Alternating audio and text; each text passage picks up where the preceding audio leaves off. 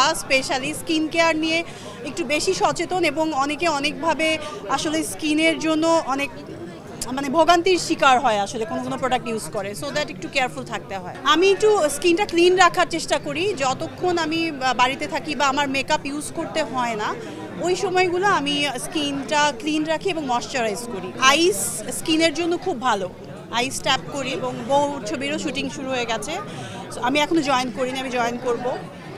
এই তো দেন আরও একটা ছবির কথা হচ্ছে, ওইটারও শ্যুট শুরু হয়ে যাবে।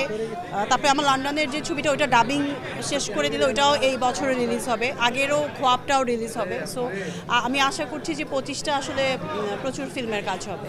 সিনেমা হলের মতো সিনেমা আসলে খুব কম হচ্ছে, তো এটা একটা ব্যাপার। ঘরে বসে যেটা এনজয় করা যায় ফিল্মের এক্সপিরিয়েন্সটা, বড় ফিল্মের জন্য সিনেমা হলটা ম্যান্ডেটরি আমি বলবো। ফিল সো গ্রেট যে আমাদের দেশের আর্টিস্টরা এভাবে বাইরে ইন্টারন্যাশনালি নিজেকে প্রেজেন্ট করছে, এটা খুব প্রাউড করার মতো একটা ব্যাপার।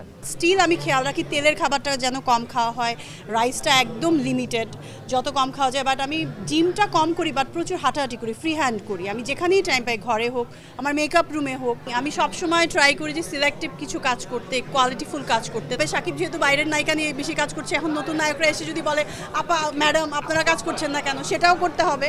তখন আবার কোশ্চেন করবে যে কেন পচা নায়কের সাথে কেন কাজ করছো, বাট কাজ করতে হবে।